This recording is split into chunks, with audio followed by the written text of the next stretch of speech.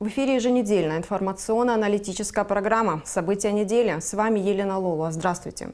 Начинаем выпуск с международных новостей. 14 апреля рано утром США, Великобритания и Франция нанесли удары по Сирии в ответ на якобы имевшую место химатаку в городе Дума. В 4 часу по московскому времени первые ракеты упали в районе Дамаска. Значительная часть ракет была сбита на подлете силами ПВО Сирии. Президент России Владимир Путин заявил, что США и их союзники нарушили нормы международного права. По его словам, удар был нанесен без санкций Совета безопасности ООН и в нарушении устава организации. Владимир Путин расценил произошедшее как акт агрессии против суверенного государства, которое находится на переднем крае борьбы с терроризмом. В Абхазии с тревогой следят за событиями в Сирии и обсуждают геополитический расклад. Белла Кварчия накануне пообщалась с абхазскими экспертами. Вот что они говорят на эту тему. Мир все последнее время с тревогой наблюдает за тем, как разворачиваются события в Сирии, которая стала полем, где выясняют отношения геополитические игроки. Воинственные заявления президента Соединенных Штатов, нападки Великобритании с обвинениями России в отравлении бывшего шпиона и применении химоружия в Сирии, демарш с высылкой российских дипломатов – все это вынуждает Россию искать адекватный ответ. Уровень эскалации напряженности, как пишут некоторые СМИ, сродни времен Карибского кризиса, который поставил мир на пороге ядерной войны. В чем же причина такого накала политических страстей и что ожидать в результате этих событий? По мнению вице-президента Международного фонда ОПСНы Максима Гвинжия, Запад не хочет допустить усиления позиции России в мире, а значит уменьшения собственных возможностей для влияния. Очевидно, что Америка, которая создала управляемый хаос на территории Сирии, который затем стал неуправляемым, и когда пришла Россия и навела порядок в Сирии, теперь США пытаются снова влезть в Сирию, сказать: пожалуйста, не трогайте наш хаос, у нас все под контролем, нам это нужно. И очевидно, что американское присутствие в Сирии имеет долгоиграющие и долгосрочные планы по дальнейшему развитию вот этой напряженности на Ближнем Востоке. И в частности, конечно, оно направлено на другие страны, и такие как Иран в первую очередь. И здесь США видят, что они теряют позиции в этом регионе. И в частности, Сирия является вот таким примером того, как ситуация может выйти из-под контроля. На России лежит большая ответственность, чтобы обеспечить безопасность и долгосрочную стабильность как на внешней периферии, России, так и в большом этом региональном контексте, как не только Сирия, но и Турция, и Иран, и другие страны. Причина политической напряженности, конечно же, в возможности ослабить Российскую Федерацию, считает историк и политолог Станислав Лакоба. На Западе полагают, что Россия, не набравшая пока полной мощи, удобная мишень для удара. Но для какого удара? Вот здесь, по словам Лакоба, Запад в некоторой растерянности. Кроме того, у России оказалось немало союзников. Это Иран, это Турция, Ирак, потому что он представляет из себя все же такой шиитский коридор, которому способствовали в том числе и российские силы. Так получилось, так как мы знаем, что Иран принимал участие активное в борьбе против ИГИЛ. То, что касается наземных операций. Это Китай, который неожиданно выдвинул свой флот в этот регион. И более того, готов передать оперативное управление российскому командованию. Вот это была большая новость. И плюс Иран, который вроде бы готов предоставить одну из своих военно-воздушных баз для России. Да, и очень интересна роль Германии. Видите, Германия совершенно по-другому себя повела. И урезонила Украину где-то. И финны дали разрешение на Северный поток-2. Самое главное. Да, и плюс Израиль. Израиль занимает такую позицию. В общем-то, он не поддерживал по химической атаке, очень сдержанно отнесся к авантюре Лондона. Очень сдержанно они отнеслись к этим событиям. Так что с точки зрения геополитической, я, честно говоря, не вижу никакого резона и никакого выхода. Тем более, что Россия может нанести, как говорил, в общем-то, Путин и начальник Генерального штаба России, могут самым неожиданным образом повести себя. Не обязательно там как-то ответить. Можно ответить асимметрично, совершенно по-другому. Современный Ближний Восток – один из самых напряженных регионов мировой политики, отмечает посол по особым поручениям МИД Абхазии Инар Гицба. Если в 20 веке пороховой бочкой Европы считались Балканы с точки зрения способности вовлечь мировые державы в глобальную войну, то сегодня такую позицию занимает Ближний Восток. Кроме того, здесь существует региональная специфика – это соотношение классического понимания баланса сил, религиозного фактора и степени вовлеченности биполярных интересов, отмечает Гицба. Учитывая географическое расположение Ближнего Востока, он всегда являлся объектом геополитических интересов Соединенных Штатов Америки, в том числе и с точки зрения обладания энергоресурсами, оружейного бизнеса и прочего. Сегодня достаточно легко зажечь тот фитиль, который приведет к необратимым последствиям и не только с точки зрения региональных процессов, но и с точки зрения глобальной вовлеченности в этот конфликт. Вовлеченность Соединенных Штатов Америки и такая вот жесткая позиция по отношению к президенту Башару Асаду, который является сторонником Ирана и таким оппонентом Саудовской Аравии, да, стала тоже катализатором вовлеченности и конфликтогенности дополнительной, да, которая началась еще там в результате противостояния в рамках арабской весны. И вот в Сирии, например, продолжается уже на протяжении 7 лет. Что касается последнего витка нарастания напряженности, то тут, на мой взгляд, помимо всего прочего, 3 фактора стали таким катализатором. Это дело Скрипалей, это новые санкции Вашингтона, ну и инцидент с применением химического оружия в Сирии, который действительно уж больно напоминает ситуацию годичной давности в Хан-Шейхуне, да, когда без выяснения всех обстоятельств и проведения соответствующей экспертизы коллективный Запад назначил виновных. Это не способствует действительно сглаживанию острых углов, а наоборот приводит к новому витку напряженности, который может действительно перерасти в глобальные необратимые процессы.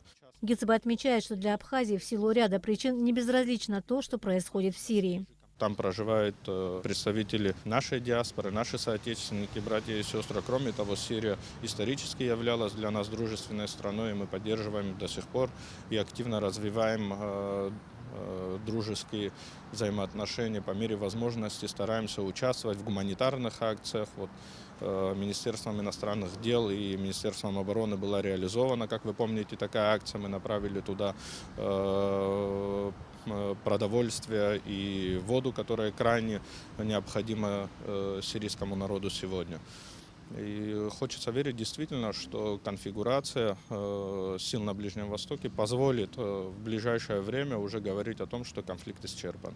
Абхазия находится на стыке геополитических интересов ведущих мировых держав. Именно поэтому, отмечает Инар Гицба, политические процессы, которые происходят на планете, в том числе и на Ближнем Востоке, не могут не интересовать нашу страну. Процессы геополитики, в которых, может быть, мы сегодня не имеем столько инструментов прямого влияния, но те результаты, которые сложатся в рамках перестройки, да, которые сегодня пытаются активно проводить, нас затронет в том числе. И с точки зрения логистических интересов тех же ближневосточных стран, Абхазия может быть таким вот хабом и ключевым местом развязки, да, логистической. И поэтому мы стараемся использовать те инструменты, которые у нас есть, дипломатические каналы, которые нам сегодня доступны, транслировать и отстаивать наши интересы в том числе. И просто, как вы понимаете, в наших условиях, когда у нас, к сожалению, больше противодействия, чем поддержки реализации наших внешнеполитических инициатив, наша дипломатия имеет такой характер которая любит тишины. Не всегда о всем имеем возможность публично говорить. Но, тем не менее, уверяем в том, что пристально следим за развитием событий и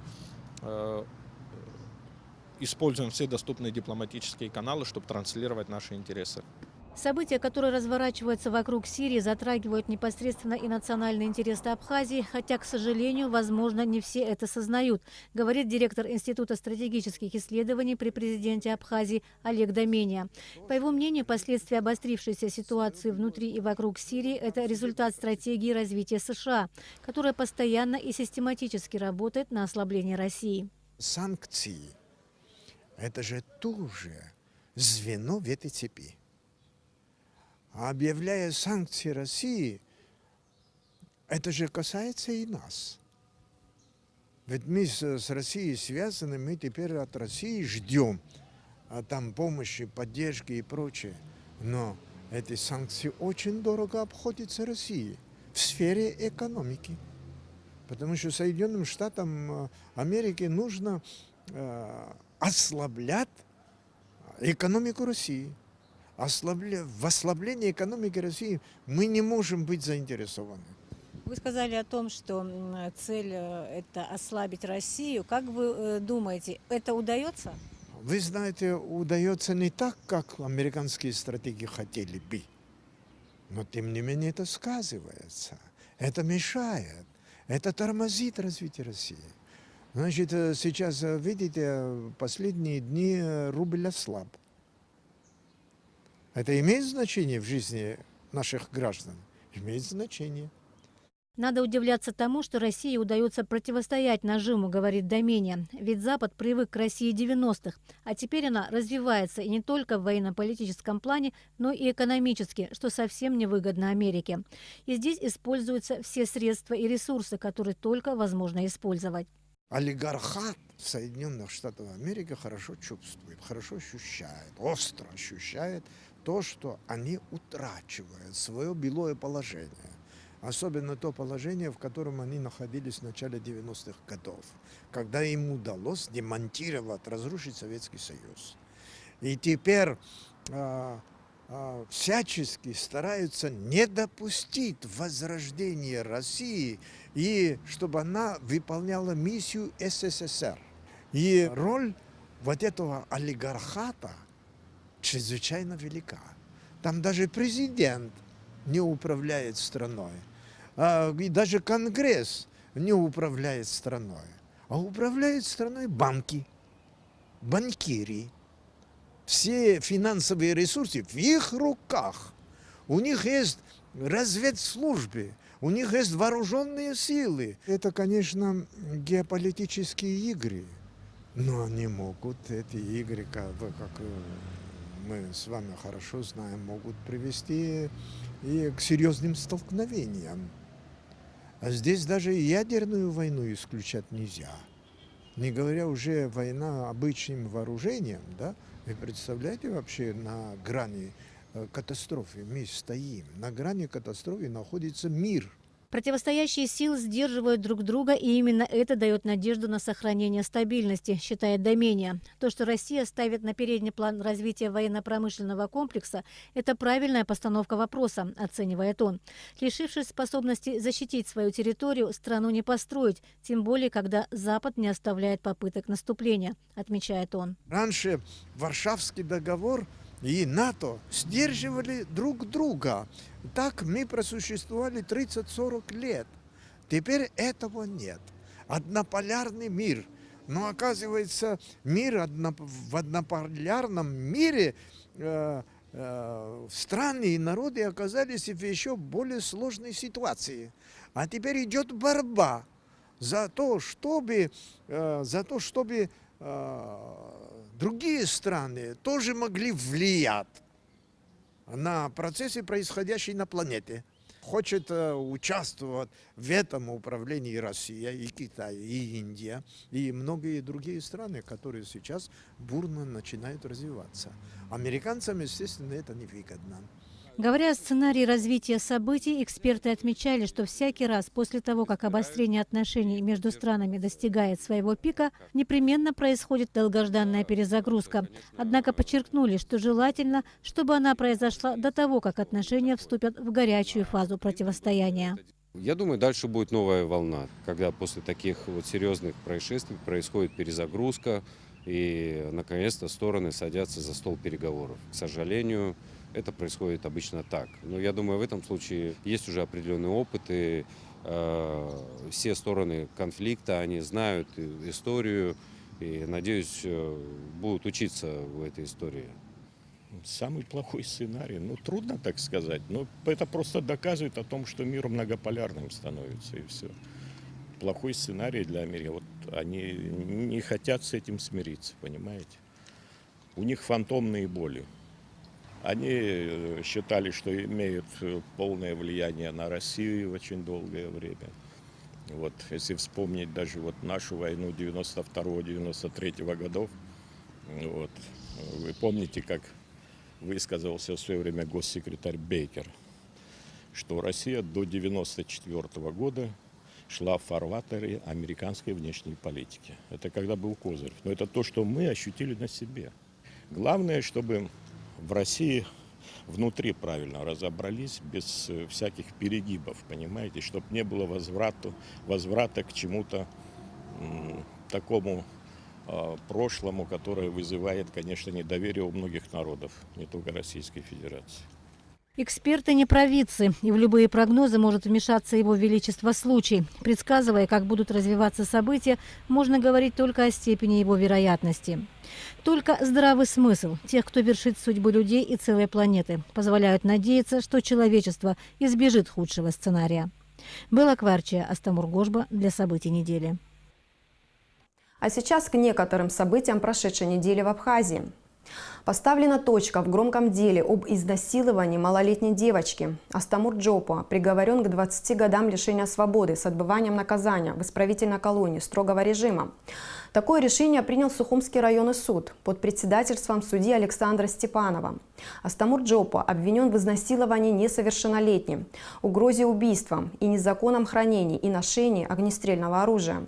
Он признан виновным по всем пунктам и статьям обвинения. Как сообщает Генпрокуратура, до вступления в законную силу приговора, составляющего 15 рабочих дней со дня изготовления полной версии, названное лицо не считается виновным. Итогам деятельности главного законодательного органа страны была посвящена пресс-конференция спикера парламента Валерия Кварчия. Формирование структуры парламента заняло немало времени, сказал спикер. Количество комитетов увеличилось с 7 до 9. За год работы парламент рассмотрел 35 законопроектов и принял в окончательном чтении 30. Ратифицировал 7 межгосударственных соглашений, а также сформировал Конституционный суд, выбрал уполномоченного по правам человека и председателя контрольной палаты. Впрочем, основная часть доклада спикера была посвящена деятельности Народного собрания по налаживанию межпарламентского сотрудничества и международных связей. Журналистов, в частности, интересовало, когда будут приняты поправки в закон о гражданстве Республики Абхазия в части обмена общегражданских паспортов тем, кто в период с 1994 по 1999 годы не находился на территории Абхазии. Надо все это изучить и принять правильное решение. И при том, чем быстрее, тем лучше. В последний рабочий день недели все вышли на субботник. В большой уборке столицы были задействованы не только коммунальные службы Сухума. За веники и лопаты взялись все, кто неравнодушен к городу, в котором он живет. На субботник вышли школьники и студенты, гильдия строителей, фармацевтов, пекари, сотрудники ТПП. За всеми организациями были закреплены определенные территории. Надо отметить, что вот сейчас с среды мы будем убирать будки, бесхозные будки, которых в городе очень много, но издано распоряжение, и со среды мы их начинаем всех убирать, и ближайший субботник намечен еще на 20-е.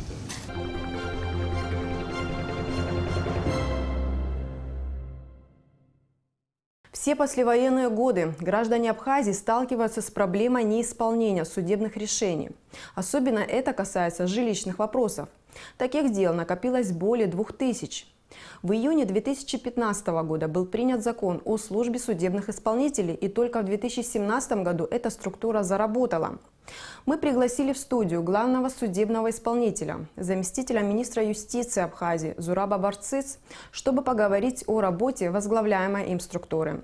Здравствуйте, Зураб Григорьевич. Здравствуйте. Закон о судебных исполнителях был принят в 2015 году и начал реализовываться по частям. Да? 1 января 2017 года в части, регулирующей полномочия в отношении судебных актов, а с 1 января 2018 года в части обеспечения порядка в судах. Расскажите вначале об успехах в части исполнения судебных актов.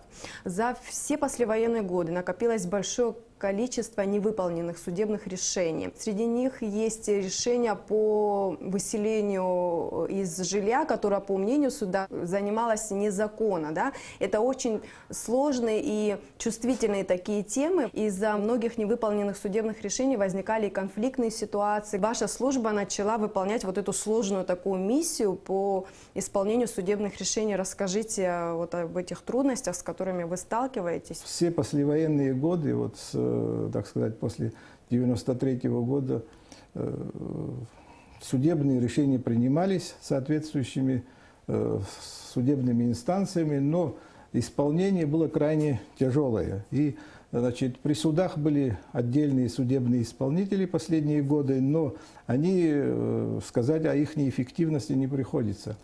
Ну, полноценно мы начали функционировать с 1 мая 2017 года. Был штат набран. Ну и сказать, что люди сразу побежали в эту службу, потому что осознавали каждый, наверное, о том, что какие там трудности, значит, будут предстоять, так скажем, да, и с такой неохотой, но приходили люди. А там, согласно нашего закона, естественно, нужны квалифицированные специалисты, то есть юристы с высшим образованием и экономисты. Были, значит, желания у многих вначале, но когда они проходили собеседование со мной и познавали, что им предстоит, что какие проблемы могут возникнуть в процессе, значит, проведения вот соответствующих мероприятий, которые обязывает их работа, их деятельность. Ну, многие возвращались, это скрывать, наверное, не нужно, потому что не каждый захочет сегодня идти в дом, где человек проживает 20 лет, считает его своим собственным домом, и его оттуда выселять. Зураб Григорьевич, давайте к цифрам перейдем. Какое количество неисполненных судебных решений накопилось за послевоенные годы, и какое количество вам уже удалось исполнить? К моменту начала нашей работы, значит, мы получили примерно около 3000 исполнительных производств, которые, значит, поступали с разных регионов, с разных районов судебных инстанций. И на сегодняшний день можно сказать, что мы исполнили около 250 исполнительных производств, завершили то, так скажем, да. Значит, это там разного рода, значит, исполнительное производство, выселение незаконно занятого жилья, значит, самовольно построенные постройки, возведенные построения, которые, вот, наверное, вы слышали, что в последнее время самое, наверное, общественный резонанс даже получило, что на Пицунде в курортной зоне, в заповеднике было возведено незаконное здание, гостиницу, которую мы снесли прошлым, значит, это было в ноябре, по-моему, если насколько память мне не изменяет. И остальные, значит, судебные решения касаемо, значит, приговоров, которые осуждены за разного рода преступления, и гражданско-правовые споры, вот, которые, значит, о чем мы сейчас в данный момент говорим, и кредиты, которые были взяты в свое время после 2000-х годов в разных кредитных организациях, банках, особенно касаемо вопроса Сбербанка, что нас сегодня больше всех, наверное, беспокоит, потому что люди, которые получили кредиты, долгое время, значит, были забыты. так скажем, самим руководством, наверное, банка, потом бывшим руководством банка. Но сегодня все поменялось, и нынешнее руководство Центробанка и руководство самого Сбербанка во взаимодействии с нами мы делаем все возможное, чтобы вернуть те ранее взятые кредиты. Ну, даже есть такое, значит, решение, Сбербанк пошел навстречу нашим гражданам о том, чтобы простить проценты, которые, значит, за этот период накопились. Зураб Григорьевич, а какие механизмы у службы судебных исполнителей для того, чтобы принудительно возвращать вот эти долги? Как вы работаете с должниками? Ну, естественно, при получении... И в частности, по вот этому списку, который был опубликован Генпрокуратурой. Да, такой... вот в феврале опубликовали список Центробанк, значит, через сайт Генеральной прокуратуры, который, значит, был представлен нам для того, чтобы на обозрение для начала, а потом уже для исполнения решений, судебных решений, которые ранее были приняты. У нас отсутствуют эти материалы. Мы сейчас обратились в Сбербанк, и Сбербанк с нами, значит, в сотрудничестве обратились в суд, чтобы суд нашел возможность найти вот эти решения, которые на сегодняшний день опубликованы. Вы имеете в виду оригиналы судебных решений? Потому что без заявлений, без оригиналов судебных решений, то есть судебных приказов, исполнительных листов, мы не можем приступить к производству исполнительных производств.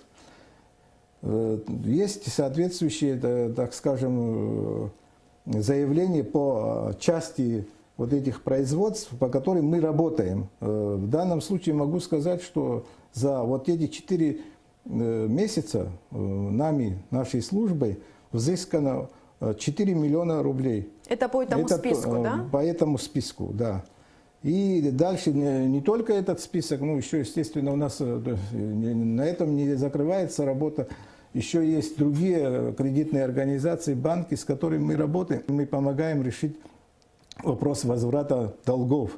Но есть еще другие судебные решения, по которым мы, так сказать, работаем, которые самые, наверное, да, Зураб Григорьевич, вот да. как вам удается вот эти решения исполнять? Я догадываюсь, с какими сложностями вы сталкиваетесь. Очень сложно человека выселять из того дома, из той квартиры, где он с семьей проживал долгое время. Это может быть и 10 лет, может и 15 лет, такие случаи есть. Значит, человек, который привык уже, это он считает, ну, не смог он оформить по той или иной причине, на это, наверное, какие-то проблемы были. И сейчас мы приходим, имея на руках судебное решение, обращаемся к нему, даем ему добровольно 5 дней, чтобы он освободил свое жилье. А есть люди, которые не имеют другого жилья, и кто-то приехал с деревни, кто-то там, у кого-то сгорел дом, у кого-то там, я знаю, уже, значит, в бараках есть люди, которые ранее жили. И вот эта проблема, значит, очень сложная. И мы вначале пытаемся как-то добиться того, чтобы они нас поняли, чтобы, значит, исполнить так или иначе это судебное решение, но не всегда это, так сказать, удается. И мы вынуждены принудительно выселять граждан наших. Это, значит, имеется уже несколько случаев в городе. В Гудаутах был один случай. Ну, вы понимаете, больно, конечно, неприятно эту всю процедуру осуществлять, но работа она такая, что надо ее делать. Раз мы взялись за такую работу, значит, и наши сотрудники с трудом, но выполняют, так сказать, свои обязательства в этой области, в этой части. И касаемо, значит, незаконно возведенных строений, которые надо сносить. Скажите, вот интересно, кто несет затраты по сносу незаконных строений? Потому что это ведь материально затратное дело, да? Если человек отказывается добровольно сносить незаконную постройку. В судебном решении указывается, что за счет собственника, тот, кто построил, да, вот за его счет, чтобы снести то или иное, значит, незаконно возведенное строение. Но обычно в практике очень сложно добиться того, чтобы он сам снес. В случае с Пицунским строением, которое, значит, в заповеднике на территории, то там пришлось, конечно, значит, принудительно исполнить то решение. Пришлось, значит, в взаимодействии с сотрудниками Министерства внутренних дел и Министерства чрезвычайной ситуации, ну, с соответствующими службами, например, Абхазстрой и УКС. Мы снесли данное строение. В дальнейшем, наверное, еще нам предстоит следующее решение, тоже вот в ближайшее время будет, я думаю, получено нам, и там тоже, наверное, придется сносить. Вы выше упомянули о тех постройках, которые возводятся в заповедных зонах, парковых зонах. Да, это вызывает действительно большой общественный резонанс, и в частности вот эта история с Пицундо-Мюсерским заповедником. Скажите, а какие еще дела, какие еще судебные решения по самострою вам удалось исполнить? В Гаграх мы, значит, наши сотрудники Гагрского подразделения, они, значит, добились того, что сами жильцы, когда было предъявлено судебное решение, путем переговоров, значит, поняли, что все-таки лучше добровольно снести, чем, вот, я думаю, что принудительно, и они это сами снесли. А таких дел много еще? Ну, я бы сказал, что судебных решений у нас сегодня судебных решений немного. Хотя, значит, говорят, что соответствующие службы обратились в суды и ждут судебных решений. Результаты судебных решений мы еще не имеем. Ну, в данном случае вот был случай в прошлом году еще, наверное, да, помню, в декабре наши сотрудники пошли для исполнения судебного решения в городе Сухом между соседями там возник конфликт из-за этого незаконно возведенной стенки между соседями. И хозяйка оказалась такая, что, значит... Оказалось сопротивление, оказала, да? И бросила гранату в сотрудников, которые чудом, так сказать, уцелели. Понимаете, это граната боевая, и естественно, нанесла ущерб, но человек, сотрудник даже в больницу попал. Ну, такие факты могут быть, и всегда надо быть начеку. И любой выезд для исполнения решения судебного исполнителя, естественно, должно быть согласовано, и в ряде случаев необходимо присутствие сотрудников милиции. Вот я об этом хотела спросить. С 1 января 2018 года ваша служба должна работать в сопровождении силового блока МВД и МЧС, по крайней мере, это так анонсировалось. Скажите, насколько действительно удается вот вместе вот так сообща работать, и как повлияло это на вашу работу? Ну, вы понимаете, в законе, там прописано, в нашем законе, что с 1 января 2018 года вступившее вот в законную силу решение обязывало в самой структуре иметь силовой блок, о котором вы говорите. Это, значит, обеспечение деятельности самих судов, которые обязаны были сами обеспечивать нашу службу, то есть сопровождать, охранять суды, там, помещения судов и выезжать на мероприятия по обеспечению исполнения решений судов сотрудниками судебных исполнителей.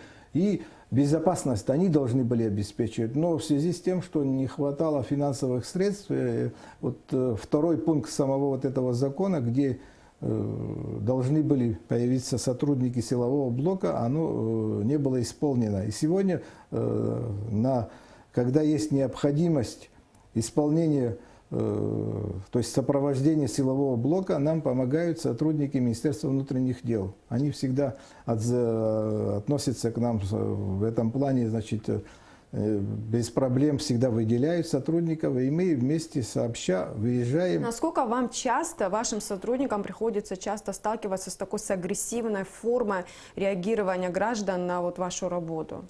Знаете, кроме того случая, который вы привели, да, который произошел в Сухуме. Вот, знаете, я бы не сказал, что такое вот именно агрессивное. Я вообще в самом начале, когда вот эта служба зарождалась, и мы начинали, ну, первый, конечно, самый, наверное, сложный было вот в городе Сухум мы выселение осуществляли. Конечно, были, так скажем, да, агрессии, были оскорбления, были... не знаю, нецензурная брань, естественно, угрозы тоже своего рода. Но понимать надо, потому что 20 лет этой структуры не было. Для них оно как-то мы сегодня появились, и вот надо сразу поменять мнение людей о нас, о этой службе, наверное, сложно. Очень тяжело воспринимается, что вот пришел человек и выгнал тебя из твоего, они считают, что это их дом, или их жилище, или построил, кто мне помешает, моя земля, на моей земле, с кем я буду согласовывать. И вот построил, и сейчас кто может прийти снести это, значит, здание. И вот они вот привыкают к этой мысли, а тут мы появляемся такие умные, такие принципиальные, и начинаем вот это все. И, конечно, на первых порах им сложно это все привыкать, но все-таки я думаю, что уже люди знают, что есть структура, есть, значит, вот эта служба, которая будет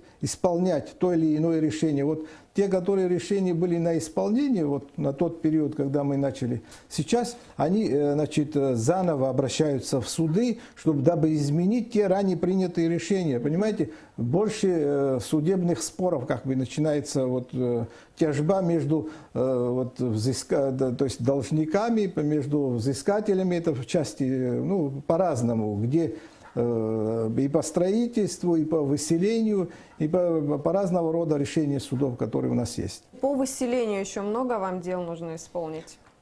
Те, которые вот годами не исполнялись? Нет, у нас около судебных решений около 20 сегодня по республике. Не исполненных? Не исполненных, но на данном этапе просто-напросто они, значит, на кассацию подали, вот те, которые должны были, так сказать, освободить, и сейчас мы ждем дальнейших решений судов, которые, значит, пока мы не получили окончательный вариант решения суда, то есть не вступил в законную силу последнее решение суда. Только вот, по-моему, по 2 делам у нас есть уже, так сказать, окончательные версии, вступившие в законную силу 2 дела, в отношении которых надо будет принимать меры. Зураб Григорьевич, вот у меня еще такой вопрос. Одной из мер борьбы с должниками является запрет на выезд за границу. Эта мера довольно-таки эффективно используется во многих странах мира. Мне недавно попалось сообщение вашей службы о том, что обращенное к должникам в случае продолжения уклонения, да, от уплаты долгов, вы вправе применить закон, согласно которому ограничивается выезд за пределы Республики Абхазия. Скажите, вот какая сумма долга ограничивает выезд за границу, да, и о каких долгах идет речь? Это банковские задолженности, это невыплаченные алименты, это невыплаченные штрафы ГАИ, я не знаю, это задолженности по ЖКХ. Вот расскажите об этом. Если говорить о практике российской, то там у них, например, значит, ограничение с 10 тысяч начиналось, сейчас, по-моему, 30 тысяч сделали. Ограничивали должник, который имеет вот эту сумму, значит, с решением суда, он, значит, не мог выехать за пределы страны. Так и у нас тоже самое. Соответствующий закон есть о праве выезда и въезда в Республику Абхазия.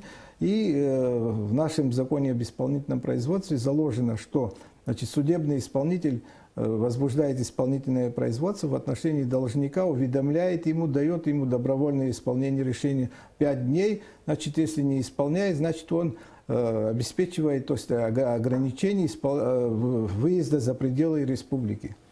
Но тут, вы понимаете, ситуация такая, что наши пограничные службы, которые должны это обеспечивать, то есть исполнение данного решения, они не имеют технических возможностей. И мы попытались вначале, значит, на основании нашего закона, обратились в службу государственной безопасности, которая курирует пограничные службы.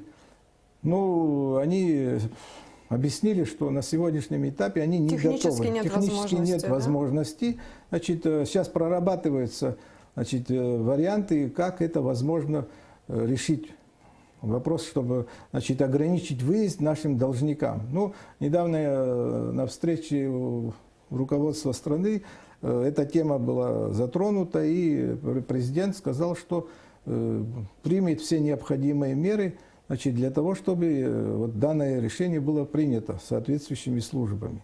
У вас есть сайт, да, он довольно-таки активно заполняется, сайт службы судебных исполнителей. Нет ли у вас в планах публиковать списки злостных должников и тех, кто категорически отказывается выполнять судебные решения? Не, ну это несложно, в принципе, в основном, вот так же, как и опубликован был, значит, на сайте Генеральной прокуратуры, вот список должников по Сбербанку, такой же самый аналогичный. У нас свой список есть, который, так скажем, не только по Сбербанку, по другим банкам тоже есть. Каждая кредитная организация в свое время выдавала кредиты, и у них такие же самые, они сталкиваются с такой же проблемой, как и Сбербанк. Они тоже обращаются к нам, там не в таком массовом масштабе, но все равно, значит, мы с ними тоже сотрудничаем, настолько, значит, в рамках действующего законодательства мы помогаем возвращать, значит, долги этим кредитным организациям. А дальше, что касается вот списка, пожалуйста, у нас, я думаю, что мы в ближайшее время опубликуем, но я считаю, что это пока рано, потому что, чтобы каждый себя там где-то его, значит, мы даем возможность, шанс исправить ситуацию. Сейчас вот по списку, который опубликовали, значит, Сбербанк, ну, поймите, там есть люди, которые сами не знали, что они в этом списке. Надо просто людей уведомить сперва, объяснить ситуацию, что он в этом списке. Кому-то это не нравится, кому-то это неприятно. Он, если ему вовремя, наверное, скажут, он может исправить ситуацию и заплатить за 20-30 тысяч. Я думаю, что там такие, значит, в этих списках попали люди, которые заплатили бы, если бы они вовремя были бы уведомлены. Сейчас тоже иногда к нам обращаются люди, которые говорят, ну как, неужели, говорит, если бы мне сказали, говорит, за 30 тысяч сейчас вся республика на меня, мол, пальцем тыкает, я бы не заплатил бы. Говорит, и вот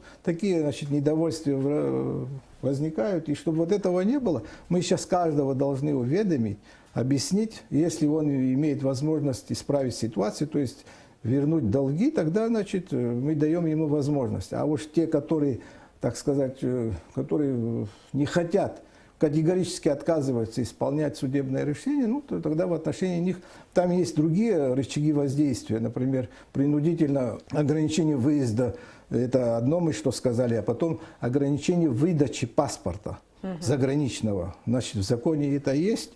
Значит, есть соответствующий приказ министра внутренних дел. Заграничный паспорт можно не выдавать соответствующей службой, значит, паспортной службой в отношении того, который, значит, имеет задолженность и который категорически отказывается платить.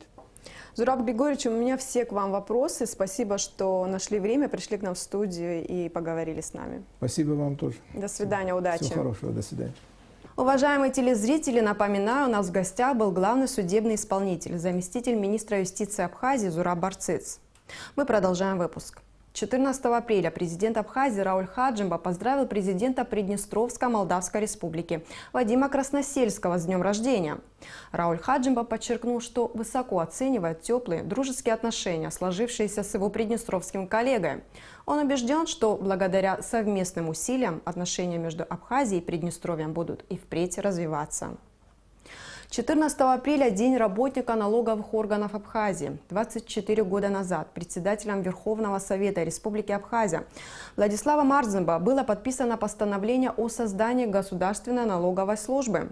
В декабре 2002 года служба была преобразована в Министерство по налогам и сборам. Накануне своего профессионального праздника коллектив Центрального аппарата и территориальных инспекций Министерства по налогам и сборам возложили цветы к мемориалу погибших в Парке Славы в центре столицы.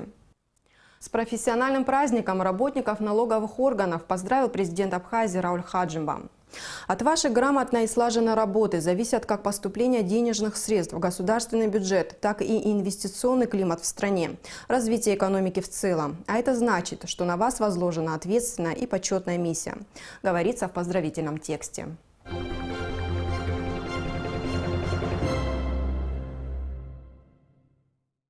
В начале апреля по распоряжению главы государства для наведения порядка на контрольно-пропускных пунктах по обе стороны госграницы была создана оперативная группа при Генеральной прокуратуре. Ее работу курирует вице-премьер Аслан Кубахи и секретарь Совета безопасности Республики Мухаммед Килба. Наша съемочная группа в один из дней отправилась на госграницу по реке Псоу, пообщалась с сотрудниками таможни и понаблюдала за работой оперативной группы.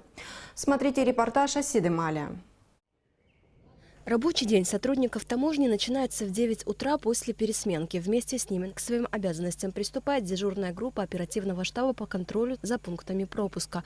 Главная цель ее – контроль работы на посту для минимизации финансовых потерь государства на контрольно-пропускном пункте. Сегодня со мной в смене представители участвуют службы госбезопасности, оперативные сотрудники, а также оперативные сотрудники Центрального управления Таможенного комитета Республики Абхазия, а именно контрабандного отдела. Мы не вмешиваемся в рабочий процесс таможенного поста ПСОУ, не нарушаем эти процессы, проводим лишь фиксацию ввозимых грузов на территорию Абхазии, а также грузовых автомобилей, возящих эти грузы. Штаб начал свою работу 9 апреля в зоне таможенного досмотра, но это не отразилось на режиме работы контрольно-пропускного пункта ПСОУ. В деятельность сотрудников таможни представители штаба не вмешиваются, сказал Аляс Хишба. Все процедуры, которые проходят сегодня на посту, проходят под их наблюдением. Но мы выполняем свои задачи и при досмотре, при оформлении груза, вот это все, они вместе все здесь находимся, и мы выполняем свои функции, они наблюдают за нами. Работа идет в обычном режиме. Грузы, которые заезжают на территорию таможенного поста, процедура, которая необходима, она проводится.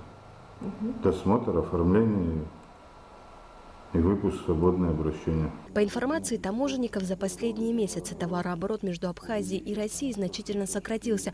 После того, как был снят временный запрет на ввоз растительной продукции из Абхазии в Россию, госграницу пересекла грузовая автомашина с 7 тоннами томата. Подъем показателей товарооборота, по словам Аляса Хишба, прогнозируется с наступлением летнего курортного сезона. В этот период нагрузка на таможенный пост возрастет в несколько раз, поэтому сотрудники таможни перейдут на усиленный режим работы. В целях усиления таможенного контроля на контрольно-пропускном пункте установлены камеры видеонаблюдения, которые не только фиксируют количество автотранспорта, пересекающего госграницу в обе стороны, но и считывают номера автомобилей. Для ускоренного прохождения госграницы дополнительные полосы движения выделены для туристических автобусов. По словам Аляса Хишба, экскурсионные автобусы будут пересекать госграницу через зону досмотра. Что касается работы оперативного штаба по контролю за пунктами пропуска на границе по реке Псоу, то она будет продолжаться в течение месяца. После собранная информация будет проанализирована. В случае необходимости работа оперативного штаба на ПСОУ будет продолжена. Асида Малия, Эльдар Дамиров, специально для событий недели. На сегодня это все. Всего вам доброго, хороших новостей.